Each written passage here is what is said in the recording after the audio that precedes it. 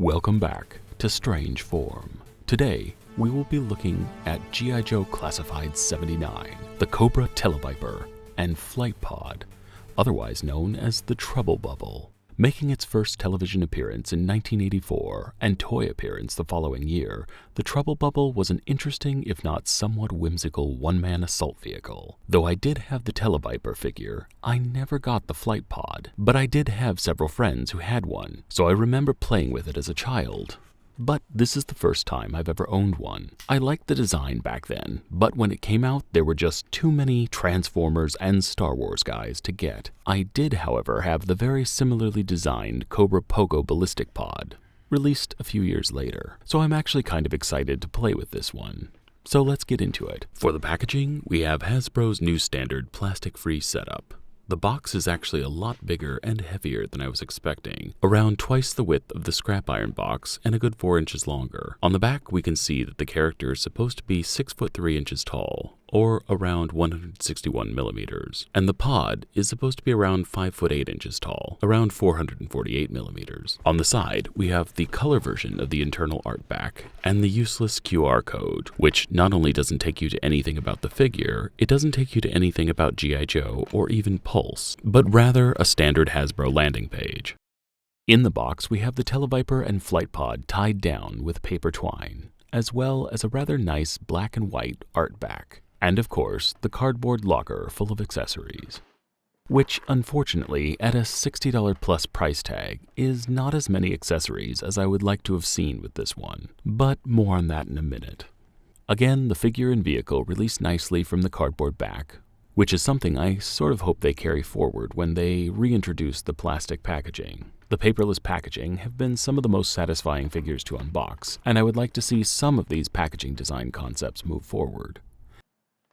Here you see, in true G.I. Joe tradition, the Flight Pod does require some assembly. Like most everything from the classified line, these items feel really solid in hand, and the decals and paint applications are crisp. Like many items in the classified line, it's hard not to like this right out of the box. But I do have a few complaints, namely in regard to the accessories. This figure and vehicle clock in at just over $60 shipped. And I think that for the price, they should have added a few blast effects and some rocket launching effects and so on. All told, we have 2 bags of accessories and a few extra pieces to complete the Trubble Bubble. I really think that the special effects parts, such as we saw with scrap iron, should be the norm when it comes to these box sets, especially with strange items like the Viper's jamming pistol, which probably should have a very strange emission effect. But what we do have is really well done, and I love all 3 of the head designs. This is definitely one I would like to see released as an individual figure in order to display all 3. But I guess we are getting the Python Patrol version soon. Now let's get into articulation and accessories. First off, the TeleViper is one of my favorite aspects of the G.I. Joe line. From the color scheme to the hilarious sneer, this figure is everything that made the original line fun. Sporting a vest, technical readout gauntlet, watch, and belt, this figure has more than a few outfit accessories, even before you get to his backpack and disruptor gun. Like most of the newer figures, the articulation feels maneuverable without being loose. For the arm, he has a 2-stage joint at the elbow, swivel articulation at the bicep, and swivel and hinge articulation at the wrist. For the neck, he has full giggity-giggity movement, taking full advantage of the 2-stage neck. The left arm has the same articulation as the right. The hips have the 2-stage ball joints and swivel joint at the upper thigh, with double-jointed knees and rotation at the calf, though the ankle joint is a little bit more fiddly than I was expecting, causing it to feel somewhat breakable when you pivot the foot towards the back. Underneath his vest, you can fold him at mid-chest, and the vest doesn't seem to hinder this too much, as it is relatively soft and pliable. And lastly, he twists at the waist. His accessories are 2 additional heads, the first being a black male with completely different face sculpt, including a sneer on the opposite side of the mouth, and a helmeted version with very anime-inspired face covering. So the designers definitely had troop building in mind with this one. Beyond the extra head sculpts, we have a shrunk-down version of the mine that came with the original, which for some reason doesn't attach anywhere to the vehicle. And I think that it was supposed to, because if you press at the hatch at the bottom of the Trubble Bubble, it feels like it was originally designed to open. The faceplate on the bomb comes off and reads "Caution, highly explosive, handle with care to remove, press latch to release," at about the smallest letters ever. Next we have the Viper's communication backpack, which is black with a purple keypad, and the colors are a really effective paint application as it breaks up the detail nicely. The Trubble Bubble's 2 missiles, which are sculpted with the 2 holes at the back for rocket effects, again something that this set is sorely missing. And of course we have the classic G.I. Joe style pegs to attach the missiles to the pod. The undermounting laser cannon, which also has a hole sculpted into the barrel for muzzle flash effects. It would have been neat if this one came with laser fire. We have the Viper's disruptor gun, which attaches to the backpack with an included rubber hose. The dual jetpack engines, which have not only a multi-tone color scheme, but a lot of really crisp decals as well. And, if that weren't enough, there is also articulation at the rudders. And lastly, we have the bubble itself, which has forward and backward articulation at the steering post. The handlebars move from side to side, and the seatbelts are soft and pliable enough to fit just about any figure in the line. And finally, the dome opens and closes. Now that we've gotten a good look at the entire thing, let's assemble it. The dual jet engines attach to the back via 2 pegs, which fit really snugly, so it definitely doesn't feel like it's going to come off with aggressive handling. Next we have the laser cannon, which mounts to a ball joint, and I noticed a small amount of white stress lines after I pushed the cannon into the joint. Over time, I get the feeling that this will become fairly loose if repositioned often.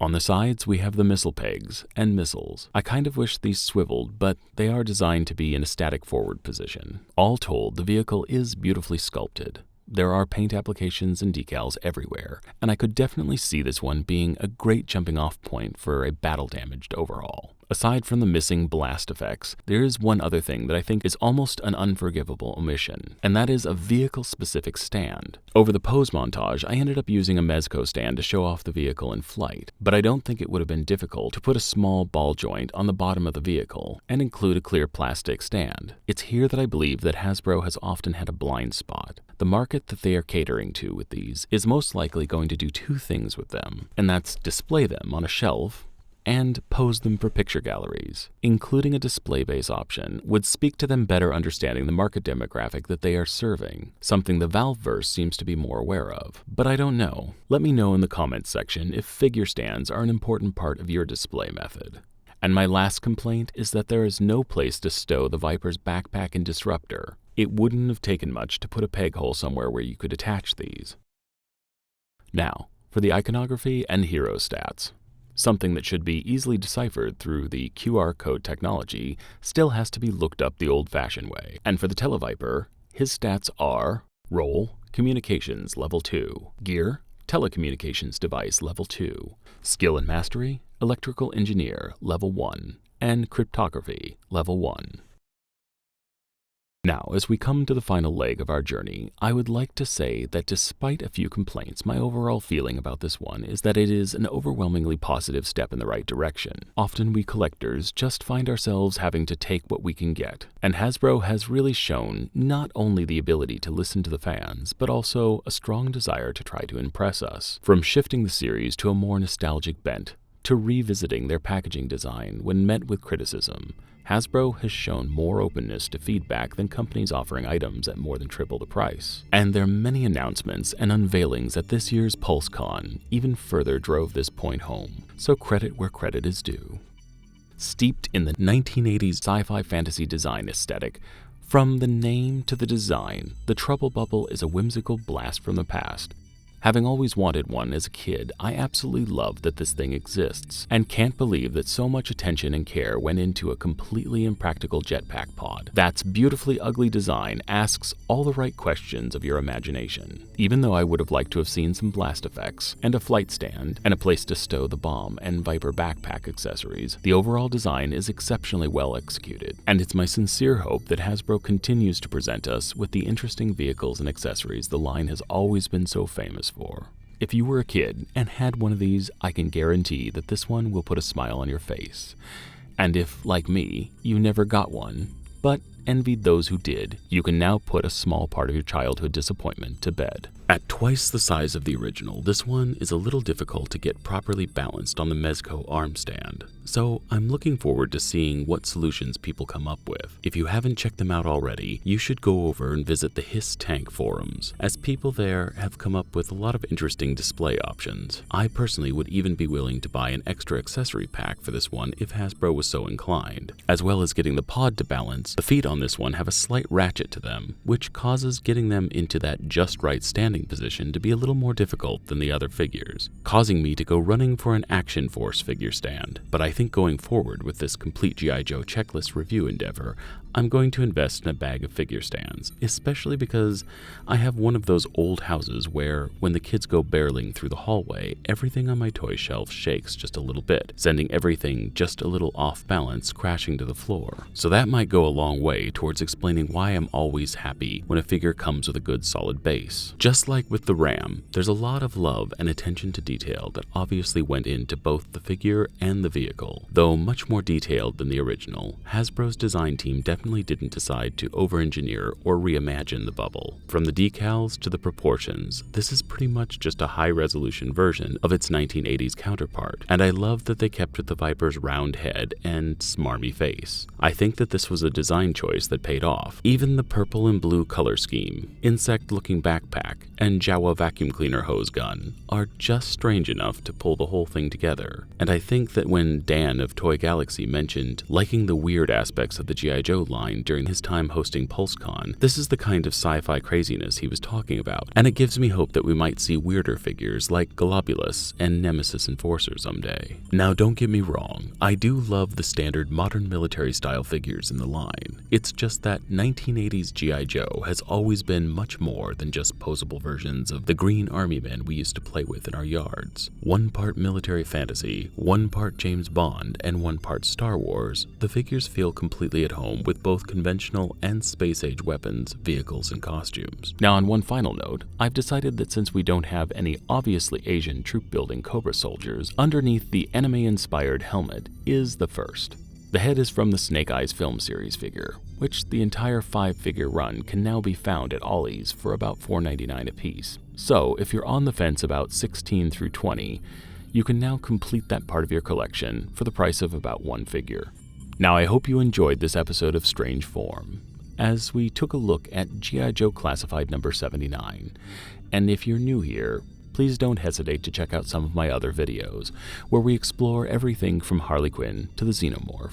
And if you enjoyed this video, tell YouTube to keep promoting it by hitting the like button, commenting, and of course subscribing. And as always, remember, never stop collecting.